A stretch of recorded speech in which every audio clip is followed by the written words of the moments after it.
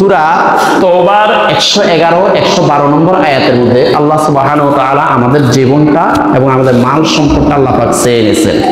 যদি তোমাদের জীবন এবং মাল সম্পদ আমার পথে ব্যয় করো, এর বিনিময়ে তোমরা একটা জিনিস পাবে, সেটার নাম জান্নাত। সুবহানাল্লাহ।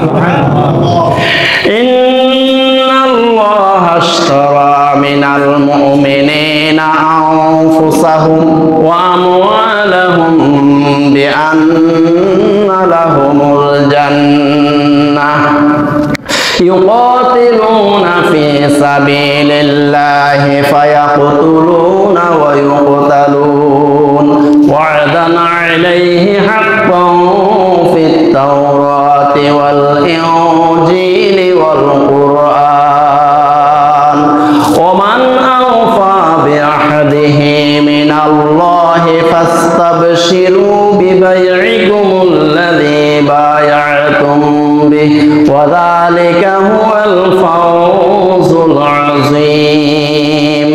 আত-তাইবুনাল আবিদুনাল হামিদুনাস সাইহুন আর-রাকিউনাস সাজিদুনাল আমিরুনা বিল মা'রুফি ওয়ান নাহুনা আনিল মুনকার ওয়াল হাফিজুনা লিহুদুদিল্লাহি ওয়া বাশশিরিল মুমিনিন।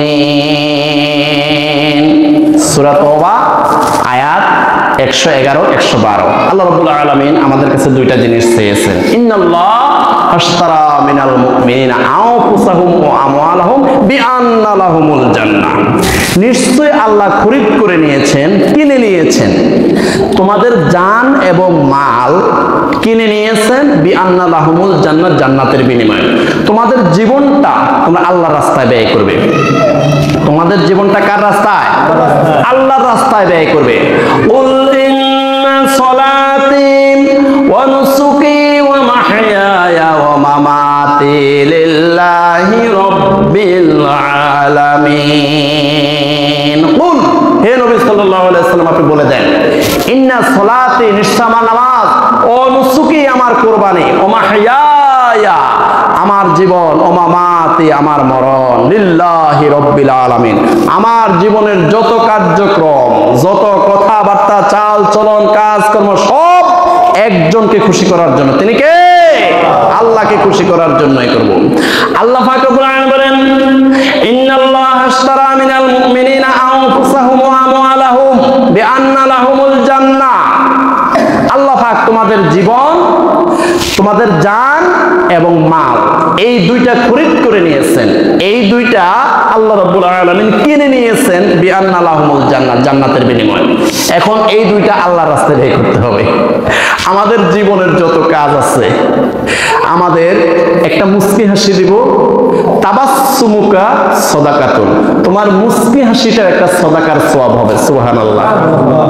আপনি একটা ফুটফুটে মাদ্রাসার ছাত্র দেখেছেন, মাথায় টুপি, গায়ে পাঞ্জাবি, হাতের মধ্যে আল কোরআন নিয়ে সে চলে যাচ্ছে মাদ্রাসার দিকে, তার দিকে নজর করে একটা মুস্কি হাসি দিয়েছেন। রাসূলুল্লাহ সাল্লাল্লাহু আলাইহি সাল্লাম বলেন, তাবাসসুমুকা সাদাকাতুন, তুমি যে মুস্কি হাসিটা দিয়েছো আল্লাহর কোরআন হাতে দেখে, মাথায় টুপি দেখে, গায়ে পাঞ্জাবি দেখে, তাবাসসুমুকা সাদাকাতুন, এখানে তোমার একটা সাদাকার সওয়াব হয়ে গেছে। সুবহানাল্লাহ। তাহলে আমার জীবনে সব একজনকে খুশি করার জন্য। তিনি কে? আল্লাহকে খুশি করার জন্য।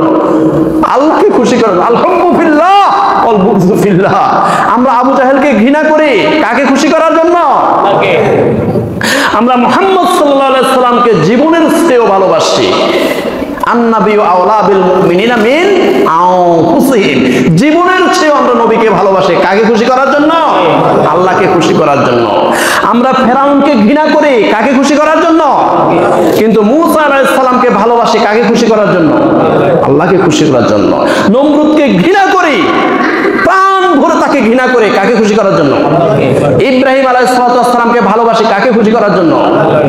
তাহলে আমার জীবনের যত কাজ, উঠা বসা, লেনদেন, চাল চলন, যা কিছু আছে সবগুলো একজনকে খুশি করার জন্য। তিনি কে?